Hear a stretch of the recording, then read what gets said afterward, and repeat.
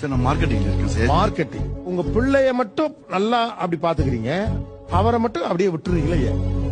இல்ல நம்ம சொல்றதெல்லாம் நம்ம பையன் கேக்குறான். இவரும் கேட்டாருன்னா இவருக்கும் எல்லாம் கிடைக்க போகுது. உங்க பையன் உங்க கண்ட்ரோல் இருக்க மாட்டான். 10 வயசுக்கு மேல அவனும் உங்க கண்ட்ரோல் இருக்க மாட்டான். அவனுக்கும் இதை பண்ணுவீங்களா? அவனுக்கு பண்ண மாட்டேன் சார். ஏன்? அவன் என் பையன் இல்ல, அப்ப இது யாரு? எங்க மாமியாரோட பையன் சார். உங்க கணவர் இல்லையாப்பா அவரு? சொல்றத கேட்டாருன்னா எல்லாம் செய்வேன் சார். நீங்க இன்சூரன்ஸ் ஒர்க், லைஃப் இன்சூரன்ஸ் யார் பேர்ல எடுத்துருக்கீங்க? என் பேர்ல. அதான் அதோட நாமினி யாரு? ஒய்ஃப் தானே? அது ஸ்ட்ரக்சர் ஆஃப் த இது சார், பேட்டர்ன் சார். அது காலங்காலமா ஹஸ்பண்ட்னா ஒய்ஃப் தான் போடணும்.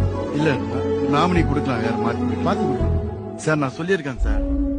இல்லன்னா கூட வரி பண்ண தேவையில்ல, உனக்காக ஒரு 3 கோடி வெயிட்டிங் அப்படி சொல்லியிருக்கேன். நான் இல்லன்னா உனக்கு 3 கோடி கிடைக்கும் அப்படி சொல்லியிருக்கேன். இப்ப அவர் உங்க மேல பற்றுதல் இல்லாம இருக்காரா? நான் இல்லாத பிறகும் என் மனைவி சந்தோஷமா இருக்கணும், என் பிள்ளை சந்தோஷமா இருக்கணும், அதுக்கான வேலைகளை அவர் செஞ்சுக்கிட்டே இருக்காரு. ஆக்சுவலா நவீன பெண்கள் ரொம்ப அம்மாவா இருக்கீங்க. தலைவன் தலைவி லைஃப் உங்ககிட்ட இல்ல. பழைய ஆளுகிட்ட அந்த தலைவன் தலைவி லைஃப் இருக்கு. அம்மாக்கள் அப்பாக்களே தான் பாத்துப்பாங்க. அதே மாதிரி ஹஸ்பண்ட்ஸ் வந்து ஒய்ஃப் தான் பாத்துட்டே இருப்பாங்க. கொஞ்சம் உங்க கட்டுப்பாட்டுக்குள்ளே இருக்கணுங்கிறதுக்குள்ள ப்ரையாரிட்டி கொடுக்குற மாதிரி ஒரு ஃபீல் இருக்கு. மேபி நான் தப்பா கூட இருக்கலாம். அப்படி இருந்தா